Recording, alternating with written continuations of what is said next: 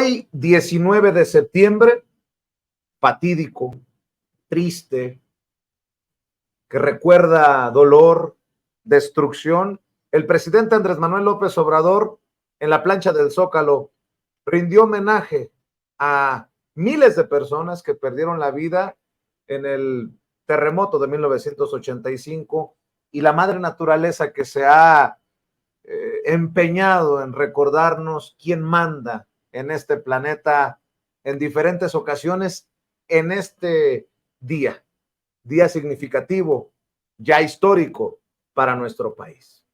Encuentra en esta Plaza de la Constitución el licenciado Andrés Manuel López Obrador, presidente constitucional de los Estados Unidos mexicanos y comandante supremo de las Fuerzas Armadas. El presidente de la República realizará el izamiento de nuestro lábaro patrio a media asta. Simultáneamente, la banda de música y el coro de la Secretaría de la Defensa Nacional interpretarán Canto a la Bandera.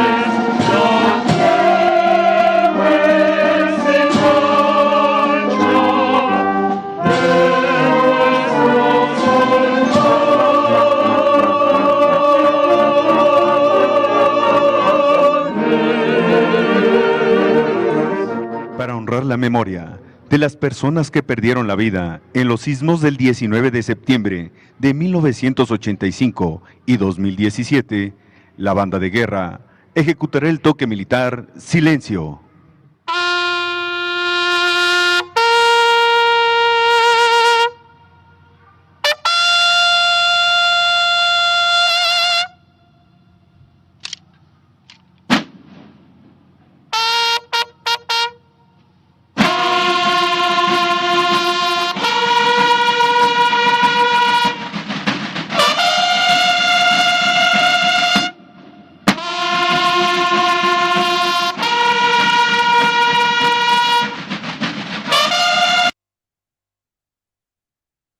A media asta la bandera mexicana en el Zócalo capitalino, imágenes que le erizan la piel a cualquiera, sobre todo a los familiares de quienes hayan perdido a un ser querido en el 85 o en el 2017. Con eso iniciamos la mesa de investigación y de diálogo contra Línea Sin Censura TV. En la mesa, la querida Nancy Flores y el maestro Miguel Vadillo.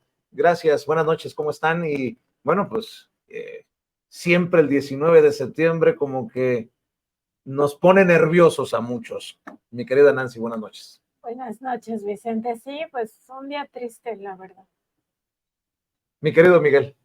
Buenas noches, Vicente. Triste, preocupante, y sí, como bien dices, la gente andamos angustiados, ¿no? O sea, siempre consideramos que si tiene que ver este día especialmente, la repetición que hubo horas más tarde, si es algo cíclico. Entonces la gente anda con preocupación al oír las sirenas de alerta hoy también, pues te hace recordar, ¿no? Y sale uno a la calle en conmemoración, no solamente para prevención, sino en conmemoración de todas aquellas personas que han fallecido en estos terremotos. Y bueno, uno observa lo que está pasando en el mundo y vemos catástrofes brutales en Medio Oriente, en Asia, que están ocurriendo, ¿no? Hay cada vez el cambio climático está generando pues todas estas acontecimientos que sin duda afectan a la población en todas las partes del mundo, pero habemos ciertos países, sobre todo en cuestión de terremotos, de temblores, que somos muy sensibles, porque hay una repetición constante por la ubicación geográfica en la que estamos, la ubicación de las placas debajo de la tierra, y bueno, pues es un día doloroso, conmemorativo, pero bueno, por eso la bandera está a media asta. Con los simulacros también, los pedidos de muchas personas que tienen esas heridas abiertas, y muchas veces son heridas psicológicas, de no a los simulacros, pero es la única forma en que la sociedad puede estar medianamente preparada para una situación que se pueda repetir, mi querida Nancy, y hoy pareciera que todo funcionó como estaba programado con la alerta sísmica y con los simulacros a nivel nacional. Sí, y donde no funciona es importante que se reporte al 911 esta alerta sísmica, porque hay que recordar también que es importante que se esté dando mantenimiento a todo este sistema, pero nosotros mismos habituarnos a ese sonido, no tanto con miedo, sino como una oportunidad de vida. Esa es, digamos, la gran enseñanza de los sismos de 1985, donde por supuesto no existía una alerta sísmica, y de 2017, donde claro ya existía la alerta, y entonces hay que estar listos, no creer que este sismo viene leve porque te llega una alerta donde dice sismo leve a tu celular, sino estar siempre con esta oportunidad de vida. Esos segundos pueden ser justamente eso, salvarnos de una situación catastrófica. Y yo sí creo que es muy importante que estemos siempre atendiendo estas recomendaciones. Primero, sí participar en los simulacros, ¿no? Hacerlo de forma consciente, rápido, ¿no? No porque sea un simulacro, entonces voy a ir ahí todo campante, porque se supone que lo que tenemos que ensayar en un simulacro es cómo salir todos de un mismo sitio, de forma ordenada, pero rápido. O sea, la cosa es salir rápido. Y lo otro es que también hay otro tipo de recomendaciones que hay que tener muy en cuenta, y que decía hoy la Coordinadora Nacional de Protección Civil en la conferencia matutina del presidente, que es tener esta mochila de emergencia, o sea, de verdad tomarnos el tiempo de preparar una mochila que nos pueda, digamos, también brindarnos un apoyo en horas críticas. Y lo otro es tener a la mano todos los papeles, todas las indicaciones de protección civil, tomarlas en cuenta, y siempre pensando en que esto es una oportunidad para aprender cómo actuar en una situación realmente de riesgo como lo que ya hemos vivido. Y perdón que lo diga, pero también aniversarios como este me llevan a mí a pensar en los grandes montajes de los grandes medios de comunicación. Pareciera que el gran primer montaje, o la primera gran mentira, o la primera historia de estas de película, pues nos la contó Televisa en el terremoto del 85, y que después se repitió después del gran terremoto del 17. Así que yo también desde esta trinchera digo yo, tristemente hay que recordar el papel que han jugado grandes medios como en este caso Televisa. Hay un uso malévolo de muchos momentos de tragedia por los medios, no hay la menor duda. Sin embargo, hay que reconocer en el 85, porque pues era la televisión la que estaba transmitiendo en vivo el desastre que había ocasionado el terremoto. Recuerdo las imágenes en donde Jacobo Zabludovsky estaba con el micrófono en mano viendo a las zonas devastadas. Ese es un trabajo reporteril. Hay que reconocer también, más allá de otros momentos, o de momentos también ahí de una mala utilización sensacionalista que se puede hacer de la información, pero bueno, los hechos eran esos, las imágenes eran en vivo, y sí vimos una ciudad devastada en ese momento. fue importante también el trabajo reporteril que ahí se hizo en la prensa.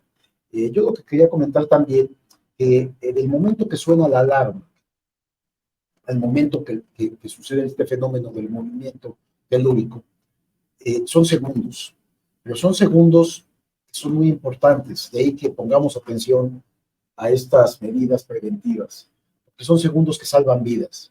Entonces tenemos que acatarla, tenemos que ser disciplinados, tenemos que seguir las reglas, porque si hay que salir rápido, Nancy, pero hay que salir con cuidado. Sí. Que esta rapidez no lleve a que atropellar a otras personas, que caigan, o que causemos tales daños que no va a causar ni el propio temblor, el terremoto.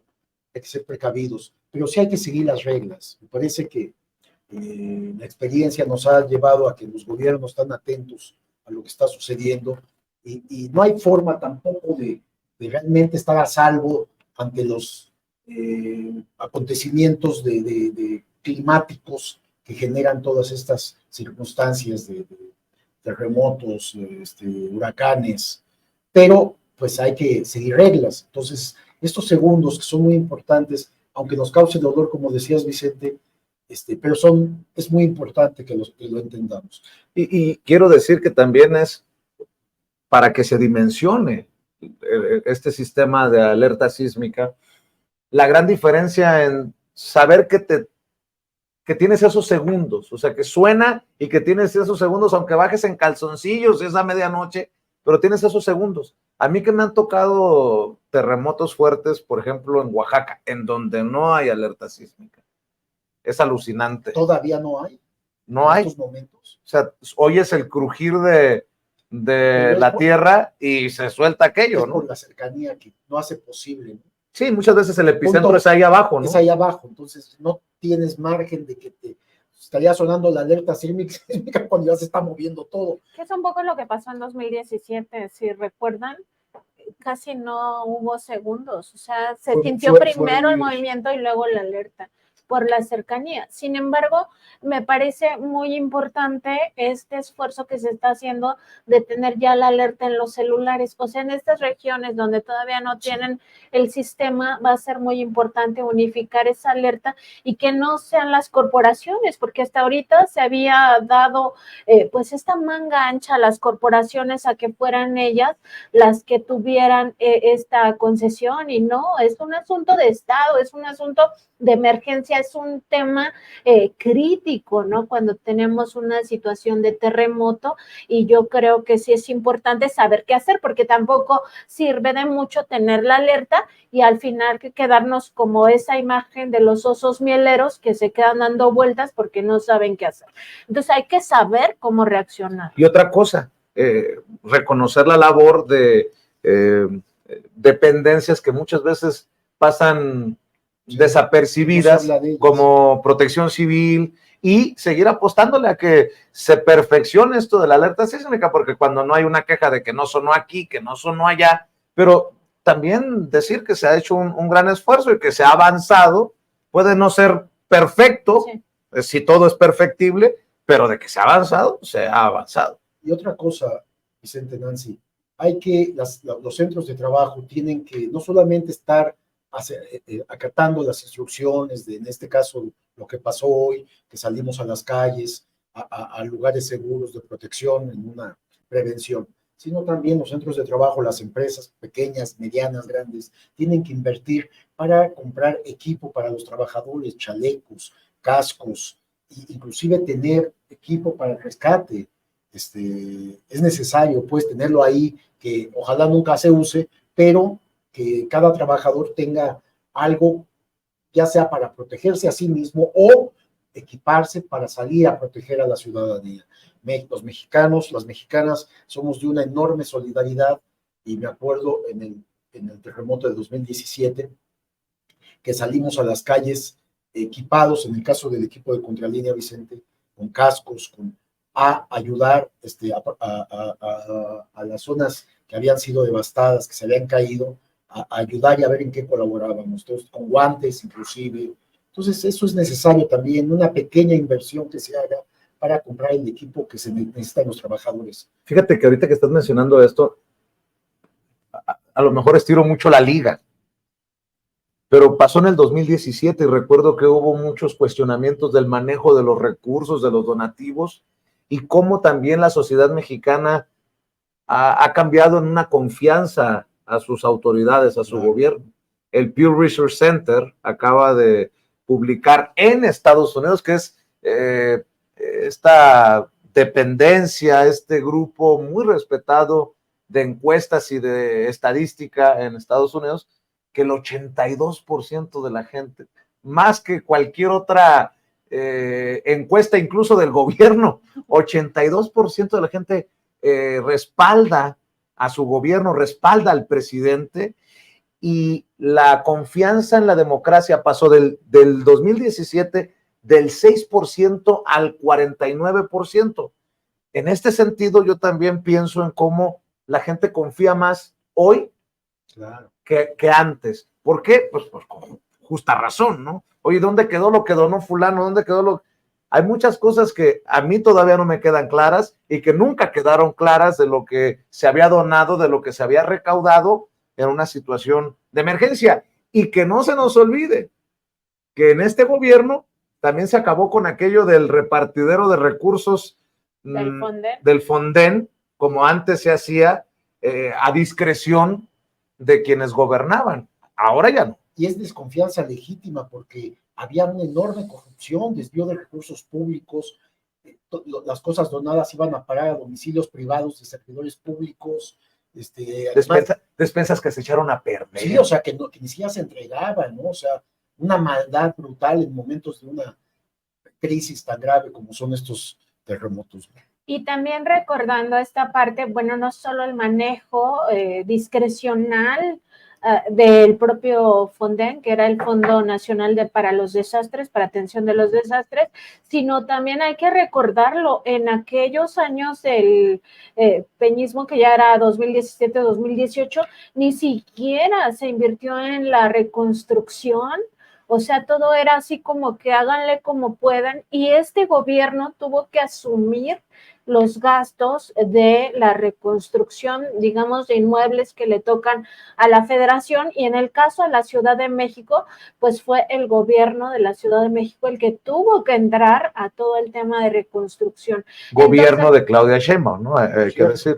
Exactamente, entonces hay que ver también cómo se comportaban estos gobiernos ante desastres, porque la pandemia es un gran desastre, es una emergencia sanitaria, claro, de otra naturaleza, pero no hay que olvidar que fueron 3 meses de tener la industria paralizada, todos en casa, o bueno, la mayoría, los que podían resguardarse en casa, y la atención fue totalmente distinta, y no hubo digamos, este dispendio que acababa eso en los bolsillos de privados. Oigan, y este septiembre tan, bueno, en un tono más jocoso, yo les decía a un amigo, yo creo que la madre tierra se envuelve de vez en cuando en la bandera mexicana, sobre todo en septiembre, y cuando grita Viva México es cuando nos tiembla. pero qué doloroso septiembre también para México, ¿no? Estamos a días del 9º aniversario de la desaparición de los 43 normalistas de Ayotzinapa. No solamente el dolor del 85, del 2017, sino 9 años ya de la desaparición de los normalistas, y es un tema que se tiene que seguir abordando cuantas veces sea necesario, Miguel. Legítimo el reclamo de los padres porque no tienen los restos de sus hijos. Legítimo que sigan exigiendo, que sigan tomando las calles. Veíamos cómo los normalistas de Ayotzinapa fueron todavía hace unos días, la semana pasada, al campo, a la zona militar allá en Guerrero, a reclamar, a exigir. ¿Cómo les dice uno que no tienen derecho cuando 43 de sus compañeros jóvenes fueron secuestrados, desaparecidos, y es fecha después de tantos años que no se encuentran? Entonces, es algo también muy doloroso. Y bueno, estamos a días también de que haya un informe muy concreto de qué es lo que se ha avanzado en esa materia. Estamos a la expectativa, nosotros hemos seguido también trabajando, haciendo investigación. Hay indicios, el mismo presidente alertó que se había roto el pacto de silencio. Sin embargo, no sabemos si han dado ya con estas zonas donde pudieron haber sido enterrados o los restos de los normalistas. Para estos días también hay una reunión en Palacio Nacional con los padres. Con los padres, ¿no? Sí. A propósito del aniversario, ¿no? Entonces se va a dar un informe amplio, primero a los padres y después pues se dará un informe a la nación, que es algo, como bien dices, lo más doloroso en los últimos 2 sexenios. Sí, lo de los padres es, digamos, un acuerdo que tiene el gobierno federal luego de considerarlo ya un caso de Estado, un asunto de Estado, y en esa reunión, pues a ellos se les presentan absolutamente todos los avances sin ningún tipo de censura, vamos a decirlo así, y con ellos, padres y madres, se acuerda qué es lo que se le va a informar a la sociedad. O sea, no hay, digamos, un tema de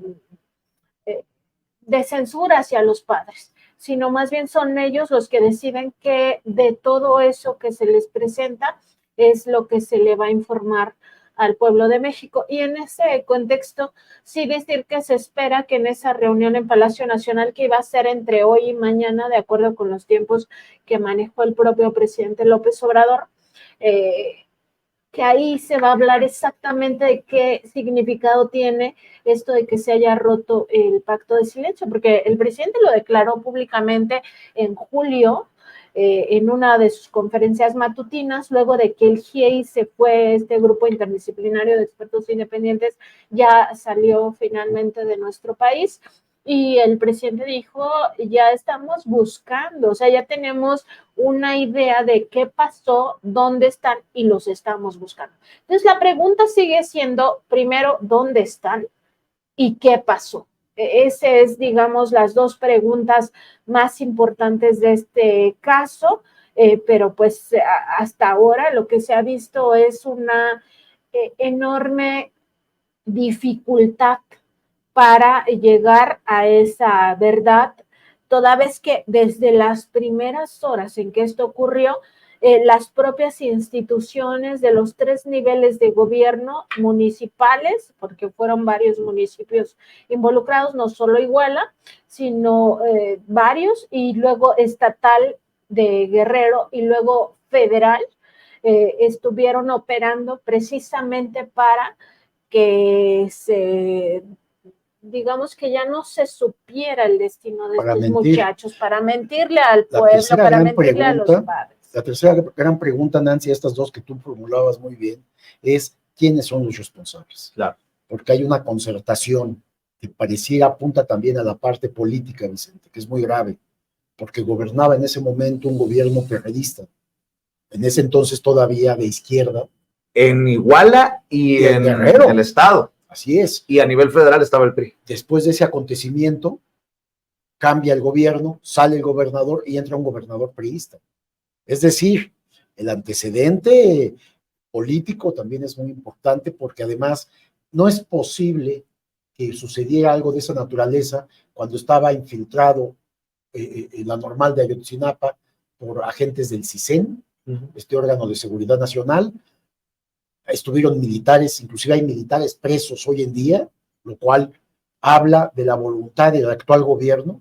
¿Cuándo íbamos a imaginar que una investigación apuntara a algún miembro militar, hombre? O sea, entonces, pero también hay que reconocer que sigue habiendo una cerrazón de las instituciones como la Sedena y la Marina incluso. Bueno, la Marina hay que reconocerle que entregó estos videos hechos por drones en el basurero un día antes de que supuestamente se encontraran los restos, cuando nadie tenía conocimiento de que esos videos existían. O sea, era muy fácil para la Marina desaparecer esa evidencia, exacto, porque nadie tenía una idea de su existencia. Lo menciono por esto, porque no podemos permitirle a los que se dicen analistas, y esto ocurre cada año, a los grandes periodistas, con todo el sarcasmo del mundo, decir, el presidente no ha cumplido con su promesa de campaña, de esclarecer lo de la desaparición de los 43 normalistas, porque no es enchilame otra.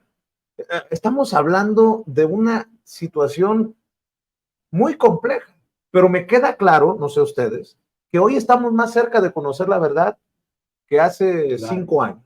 Pues, ¿Estarán de acuerdo? no, pues hace 5 años se había manipulado todo, Vicente, todo era una gran mentira, en donde intervinieron, ya sabemos, el procurador está con arresto, hay un prófugo de la justicia en Israel, Tomás Herón, pero iba más allá, no son los únicos responsables, estos operaron físicamente, manipularon el proceso, manipularon todo el acontecimiento, sembraron pruebas falsas, torturaron para callar, para desviar la atención, para mentir.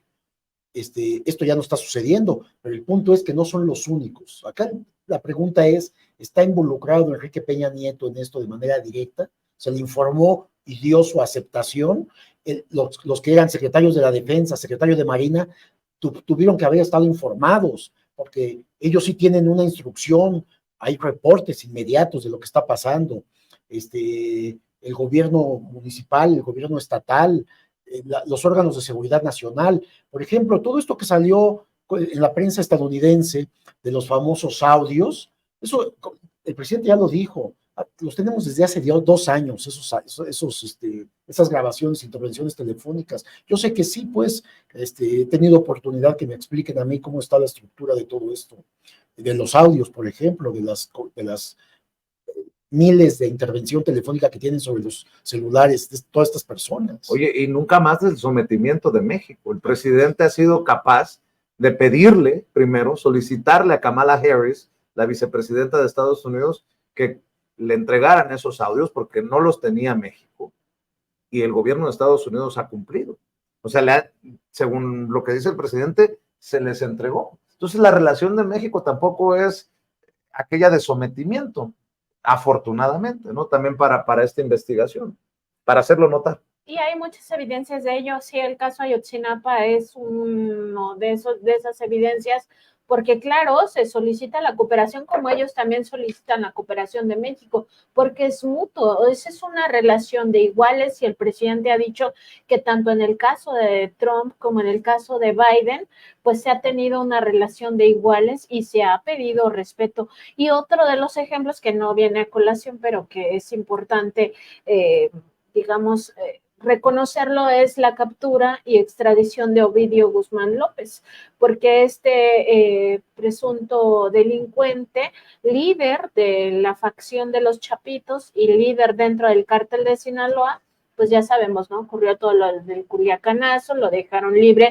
por esta tentativa que había contra la sociedad y después lo captura el gobierno y lo manda a Estados Unidos sin la intervención de las agencias, porque 14 agencias de Estados Unidos fueron expulsadas de nuestro país por justamente entrometerse en cosas que no les convenían, o más bien que les convenían a ellos, pero que eran ya violaciones abiertas a la soberanía. Por la relevancia del caso y porque fue trasladado a Chicago, a una corte del Distrito Norte de Illinois, y se encuentra recluido en el centro metropolitano de Chicago. Te advierto que también hace mucho frío en la Ciudad de los Vientos, para que nos vayamos preparando para la cobertura conjunta, Nancy Flores.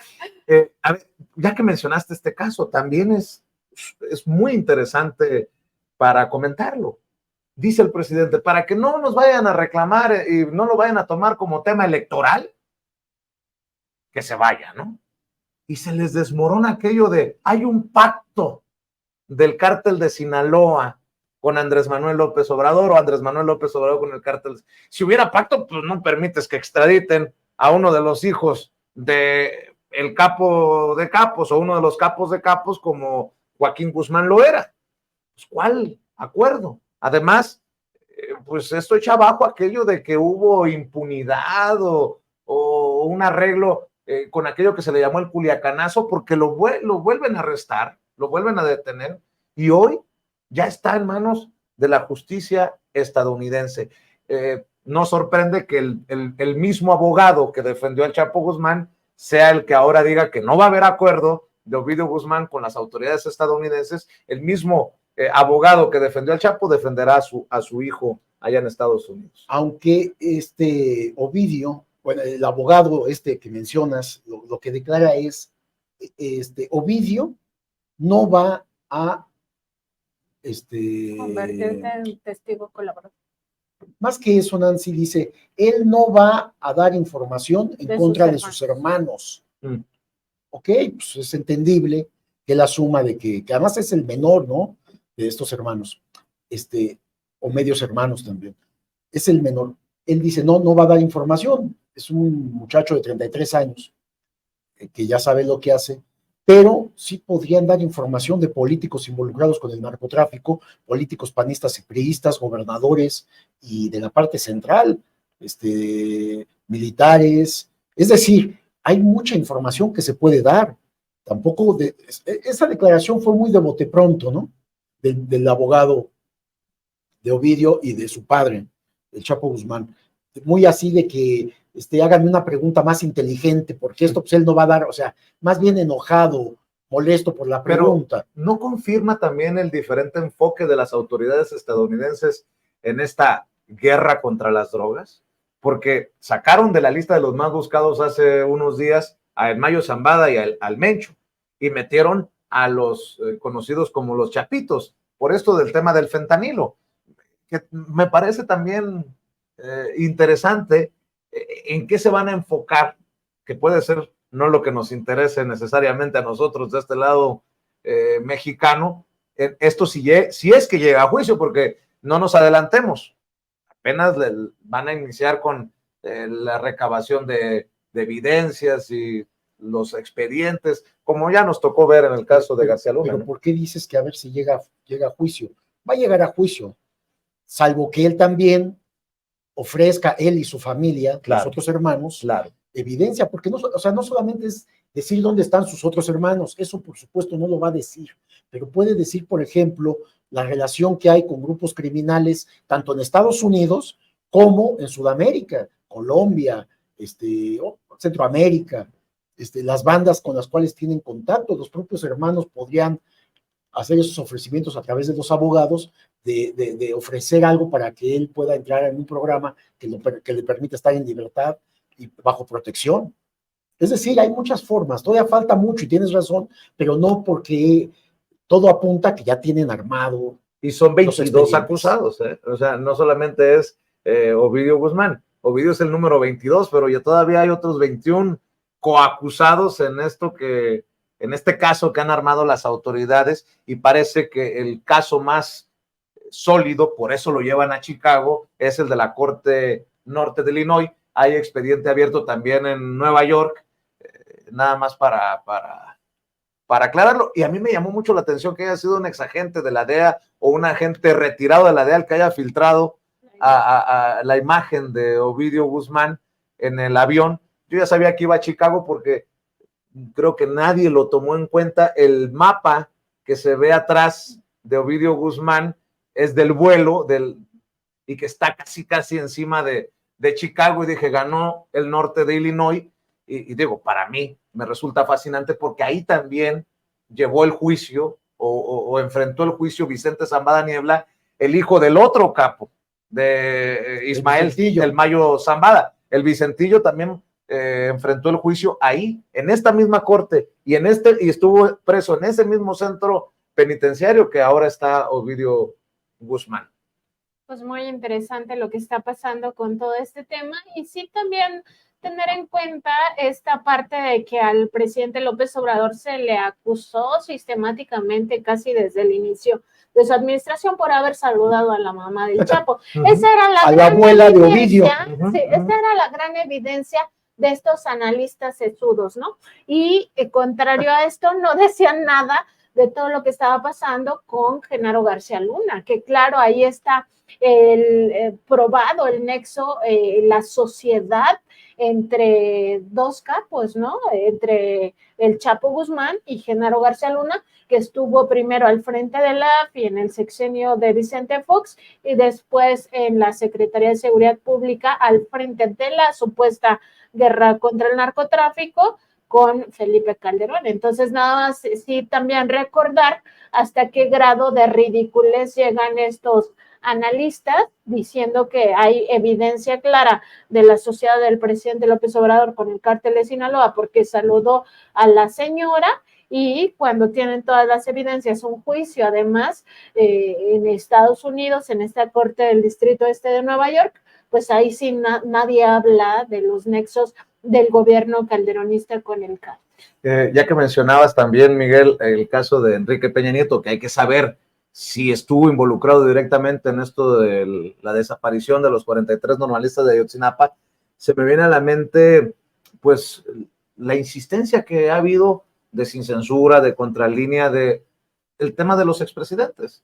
El caso que ustedes han seguido muy de cerca, que es el de Felipe Calderón, nosotros en su momento, con nuestra insistencia, provocamos también de alguna manera la comparecencia de Pablo Gómez, el titular de la Unidad de Inteligencia Financiera, que confirma ese expediente abierto por los dineros de Enrique Peña Nieto, y preparémonos, porque las fuentes de Riva Palacio dicen que el ruido de octubre será porque van contra Salinas de Gortari, dice el señor en su columna. Pareciera que hay muchos intereses de proteger a estos expresidentes. Bueno, el caso de Riva Palacio es obvio por su salinismo, ¿no? Pero qué interesante pensar en que se buscaría culpar de tortura dice Riva Palacio, a Carlos Salinas de Gortari por el caso de Mario Aburto, que hay que también reconocerle al presidente, que ha tenido el interés de mantener abierto este caso, que es emblemático y que es importante para la conciencia histórica de nuestro país, el asesinato de Luis Donaldo Colosio. ¿Y qué es la Comisión Nacional de Derechos Humanos la que falla ahí, diciendo que se revise todo el caso, ¿no? O sea, y que sí se torturó a Aburto, ¿no? El caso de Aburto, ¿no? Y que esta historia del asesino solitario que nadie se las cree fue un ajuste de cuentas entre políticos priistas y que involucra a Carlos Salinas de Gortari, y que ahora sus defensores, como mencionabas, Riva Palacio, que no solamente es salinista, sino es garcialunista también, que tenía negocios y una relación muy estrecha con García Luna. Pero esto que mencionas, pues es interesante, que en cuanto se habla de algún tema que tiene que ver con Carlos Salinas, inmediatamente salen los defensores en los medios de comunicación, que por supuesto eran muy beneficiados en aquellos momentos, ¿no? Estaban la costumbre de las prebendas también a flor de piel en aquel momento, y los medios de comunicación y columnistas, editorialistas, directivos y dueños de medios, pues eran muy beneficiados económicamente. De esto estamos hablando, ¿no? Sí, y en esta columna que dice que será la sorpresa de octubre porque quiere interferir Andrés Manuel López Obrador en las elecciones, dice Raimundo Riva Palacio. Increíble que sigan haciendo defensa de Genaro García Luna. Increíble, no lo puedo creer, después de lo que hemos reportado por haber estado ahí en las audiencias, Nancy.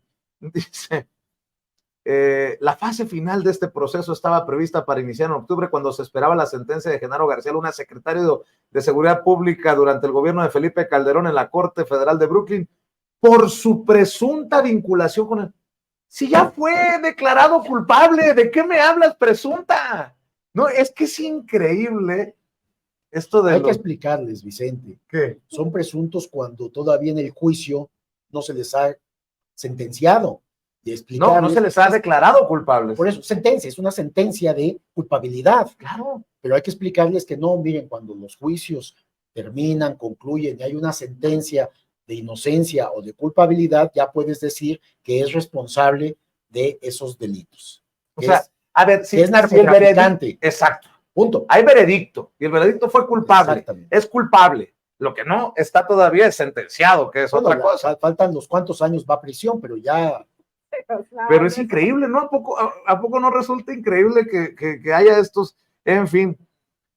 A ver, estamos ya en la recta final de esta mesa. ¿Por qué no hablamos de Marcelo Ebrard? Ayer abordábamos un tanto en la mesa, Nancy, o en estos días, ya a veces no sé ni en qué día vivo, pero Marcelo Ebrard sigue avanzando con esta idea de una asociación civil, porque no se fijó al principio que no podía formar un partido político y primero es la asociación civil. Y resulta que queda claro que no lo dicen con todas sus letras, rompo con López Obrador, rompo con Morena, rompo con Claudia Sheinbaum, vamos con una asociación civil que se llama El Camino de México, pero en realidad están tratando de dinamitar los esfuerzos que se están haciendo de construir los comités o las coordinaciones de defensa que servirán para llevar la campaña rumbo al 2024, ¿no? ¿O qué análisis hacen de esto que sigue ocurriendo y que sigue sacando declaraciones, ¿no? Pero tú hablabas de un avance de Marcelo Ebrard, yo hablo de un retroceso. Me parece que Marcelo Ebrard está perdiendo su capital político que tenía, está perdiendo seguidores, simpatizantes. Yo creo que no es un avance, es un retroceso. Y ahora sale con esto de una asociación civil, ¿no? Dices, se arriesga a fracasar eso? Peor que Calderón con su asociación civil. Ojo, esa es mi opinión, obviamente. Pero hay un problema ahí, Vicente, porque fíjate, tú dices, bueno, Marcelo, ¿por qué no definitivamente ya se retira de Morena? Y si tiene esa necesidad, ¿por qué lo repitió muchas veces? A quien lo escuchaba, que eran todos los conductores de noticiarios tradicionales, les dijo, yo voy a estar en la boleta, sea con Morena o con quien sea. Voy a estar en la boleta. Y de repente parece que ya esas promesas, esa autoridad con la que hablaba se ha olvidado. Ahora dice, bueno, vámonos a refugiar a una sociedad civil. Me parece que Marcelo lo que está haciendo es ganando tiempo y negociando que no pueda abrirse algún expediente en torno a su actuación como servidor público desde que fue jefe de gobierno hasta la fecha. Me parece que lo que está haciendo es tratar de que se llegue a un acuerdo de esa naturaleza. ¿Sigues pensando que se va a Movimiento Ciudadano? Yo sostengo que sea un ciudadano. Esto de la sociedad civil me parece que es como para empezar a hacer campaña ya en todo el país. No sé cómo le resulte, pero con miras precisamente a que llegado el momento, ese movimiento que está armando o que está formando, con pocos seguidores, porque hay que decirlo, no tiene tantos seguidores, puede en un momento determinado irse a decir que es el candidato de Movimiento Ciudadano. Personajes que tengan peso político relativo, ¿no? Malu Micher, Jacob Polensky, y muy desgastado. Emanuel Reyes, muy pocos. Yo, por ejemplo, acabo de llegar de Sonora y platicaba con algunas personas que me decían, yo estuve a favor de Marcelo, pero yo me tengo que dar un paso atrás. Ya esto ya no va a llevarnos a quedar heridos fuera del de la política público, fuera de los cargos, fuera de la política, desaparecer. Y aquel que decía que tenía 100 u 80, no recuerdo. 80. Ya no sé si tenga 10 o 20. Legisladores.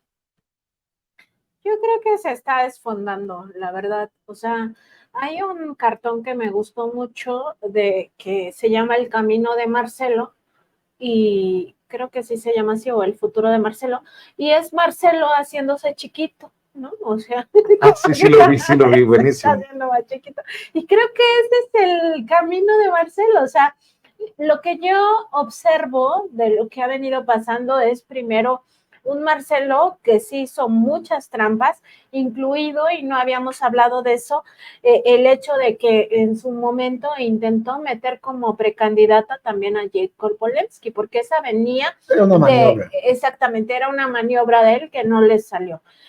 Pero ya que venía, sí, diciendo todo esto en entrevistas con diferentes medios, recordar que hubo primero una sugerencia del propio partido de que no vayan con medios que son golpeadores de la Cuarta Transformación, y Marcelo se reveló a eso y dijo, yo voy a ir con todos, ¿no? O sea, como diciendo, a mí no me importa si un medio está contra la Cuarta Transformación, yo lo que quiero es exposición mediática. Bueno, todo eso, él iba planteando escenarios, ¿no?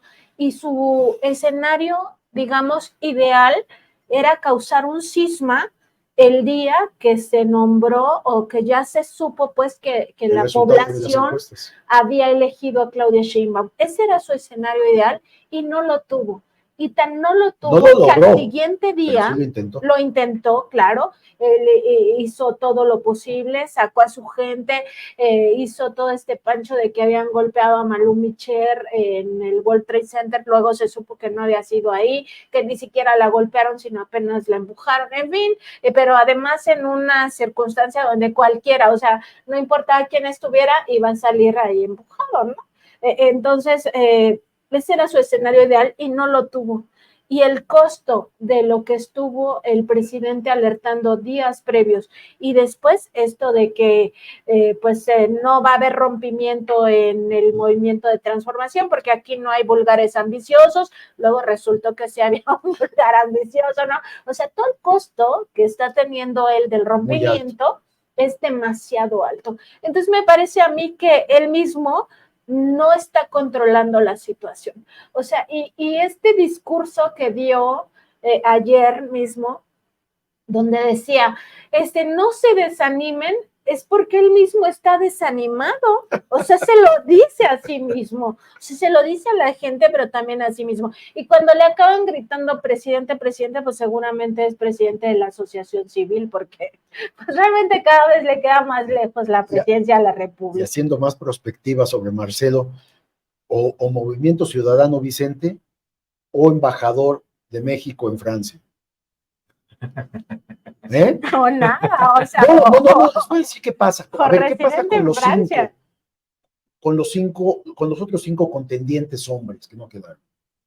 Ellos están en plena negociación porque ellos no son únicos, ellos tienen un equipo que les ha ayudado, y ese equipo, precisamente, esta angustia que hay en el equipo de Marcelo, de estos que mencionabas, Malú Micher, Jacob Polensky y demás, oye, y nosotros, ¿cómo qué vamos a hacer? Pues Marcelo, su problema económico lo tiene resuelto hasta que fallezca, él y su familia, pero ¿y el equipo?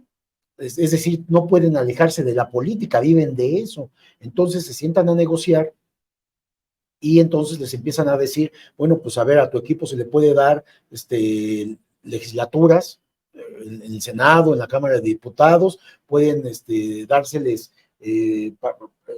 algún puesto, cargo diplomático, puede dárseles participar en candidaturas en la Ciudad de México, pueden también tener espacios en el propio gabinete, que el gabinete es verdaderamente, ningún político puede llenar el gabinete con su equipo, por eso siempre hay muchos infiltrados que quedan ahí y que son operadores opositores.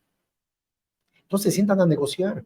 Claro. Marcelo va a tener que negociar, como ya también lo hicieron los otros 4, que ya tienen también cargos ahí honoríficos, de que coordinador de la parte política, coordinador vocero, coordinador no sé qué, que ya, digo, es una cuestión de invitarlos para que se vea un equipo fortalecido. Y es verdad, se ve más fuerte cuando hay 4 de ellos, ya de manera directa involucrados, aceptando a Claudia Sheinbaum y además ayudando con todos sus seguidores, ¿no? Entonces, pero van a obtener beneficios de eso. Hay que decirlo, así es la política y así se hace en este país. Pero él ya había declarado que no se iba a someter a esa señora, ¿no? Entonces, ¿cómo regula eso?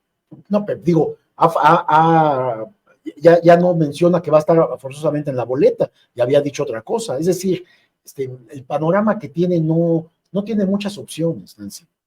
Quedarse con una asociación civil que nadie le va a hacer caso, no tiene ningún sentido, es asociación civil para empezar a negociar. Ahí está el cartón al que hacer referencia, querida Nancy, el camino de Marcelo. Oigan, estamos con algunos minutos, pero quiero mencionar algo que también nos ha ocupado mucho en estas mesas contra líneas sin censura, el Poder Judicial.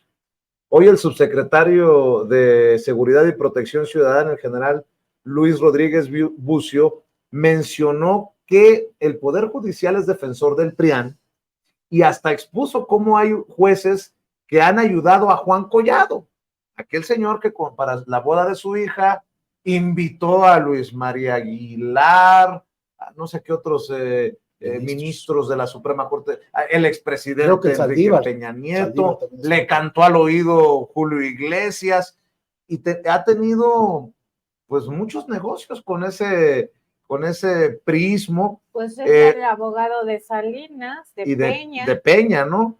Mencionó que el 5 de septiembre del 2023 el juez Aquiles Villaseñor determinó cesar la medida cautelar de prisión preventiva justificada a Juan Collado, abogado del expresidente Carlos Salinas de Gortari, en su proceso por el delito de defraudación fiscal, aun cuando el juez reconoció el riesgo de sustracción del imputado. Otra de este Poder Judicial. No queda libre porque tiene delitos graves como es delincuencia organizada y lavado de dinero. No, tiene rato que no está en prisión, está en el hospital. Sí, digamos, pero es cuestiones de salud, pero él va a seguir en prisión. Es decir, no, cuando son delitos graves, está justificada la prisión preventiva, Vicente. Lo liberan en este caso de la parte fiscal, financiera, pero los delitos graves de delincuencia organizada y lavado de dinero justifican la prisión preventiva. Es decir, por supuesto que esto que mencionas es totalmente cierto. El Poder Judicial está colaborando con el preanismo. Es el momento del Poder Judicial que están utilizando, están torciendo las leyes, están torciendo la justicia, que es más grave lo más grave, para empezar a liberar a presuntos delincuentes de todo tipo, de cuello blanco, secuestradores, criminales, narcotraficantes, defraudadores financieros, evasores fiscales.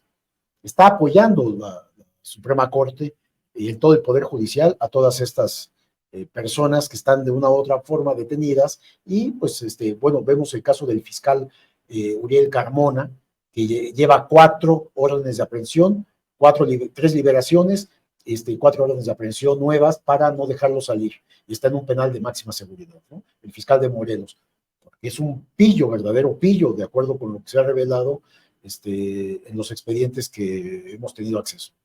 Otra cosa del Poder Judicial, y qué bueno que otros medios, que otros colegas le dan seguimiento a lo que se ha investigado. Estaba viendo que creo que son los colegas de Sin embargo que revelaron más gastos superfluos de la Suprema Corte de Justicia de la Nación. Súmenle lo que les voy a mencionar a lo que nos ha dicho Nancy y a lo que nos ha dicho Miguel en estas mesas. Ahora dinero para torneos de boliche, fútbol, talleres de yoga y baile. Y piden más dinero para este año. O sea, uno no lo entiende. Pero eso sí, no invitaron a Norma Piña al desfile militar del 16. No hay democracia, gracias a todos. Es un golpe a los otros poderes. El presidente no invitó a los representantes del poder legislativo precisamente porque obviamente se hubiera visto una confrontación brutal y hubiera sido un golpe directo a la mandíbula si solamente el Poder Judicial es el que no va a las celebraciones, y dice, pues va a ser nada más el Poder Ejecutivo, el gabinete, y ni el Poder Legislativo ni el Poder Judicial. Fíjense nada más lo que le importa a los medios de comunicación corporativos. No invitaron a la presidenta del Poder Judicial, Norma Piña, al desfile de independencia, pero yo no he visto que hablen de estos gastos superfluos, de lo que ustedes han expuesto también en la revista Contralínea, de lo que hemos platicado aquí. Hay niveles, Miguel, Nancy. Y nivelitos, como dijera el presidente. Y nada más para rematar este caso, que no se nos olvide que Norma Piña hace unos días, hace unas semanas, amenazó al pueblo de México, ni siquiera al presidente López Obrador, en esta sesión solemne, que nunca habían hecho una sesión solemne en un año, digamos, preelectoral, 2023, para decir, no tendrán elecciones libres ni una transmisión del poder democrática si no se nos entrega el dinero que estamos pidiendo. Y ahí estaban presentes los de la judicatura, los propios ministros y ministras de la Corte y también los representantes del Tribunal Electoral del Poder Judicial de la Federación, y en el Tribunal Electoral del Poder Judicial de la Federación, quien está a la cabeza, quien lo preside, ya hablamos de eso también en esta mesa, Vicente, es el magistrado Reyes Rodríguez Mondragón,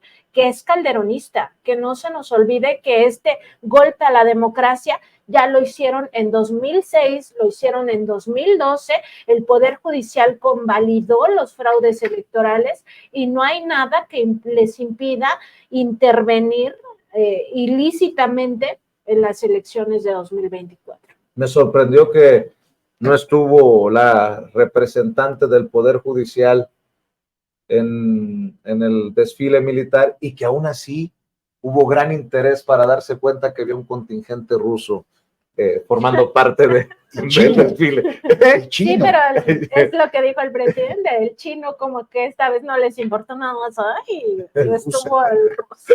¿Con qué cierras, Miguel? Sí, bueno, pues que es urgente esta reforma que está planteando el presidente para que este Poder Judicial sea designado por el pueblo también, que empiece a haber verdadera justicia, Vicente. Lo que vemos ahora es una complicidad en las tomas de decisiones, en los fallos del Poder Judicial. Hablo de jueces, magistrados y ministros, que lo que hacen cuando tuercen la ley, cuando tuercen la justicia, es jugar con la vida de los mexicanos, la vida, la libertad y el patrimonio de las y los mexicanos. Y luego no invitan ni al boliche, ni al billar, ni al... En fin. Mi querida Nancy, ¿por qué no cerramos con la invitación? Están haciendo no solamente una labor en la revista impresa, en la revista electrónica, sino en otras trincheras. Sí, estamos en Facebook, Twitter, Instagram, YouTube y TikTok como Contralínea, y en Spotify, iVoox y Apple Podcast como Contralínea Audio, además en www.contralinea.com.mx. Nuestro programa de noticias es de lunes a viernes a las 10 de la mañana por Facebook y YouTube, y también en esos canales encuentran nuestro programa de Contradebate lunes, miércoles y viernes a la 1 de la tarde. Por supuesto, también los invitamos a que den seguimiento a esta mesa Contralínea Sin Censura de lunes a viernes en el canal de Sin Censura a las 8 de la noche. Ahora sí es mesa y es blanca. Además. Mi querida Nancy, mi querido Miguel, nos vemos en la próxima, ¿no? Y seguimos avanzando. Señoras y señores, todos somos Sin Censura. Hay muchísimo más que hablar, sin pelos en la lengua, sin censura.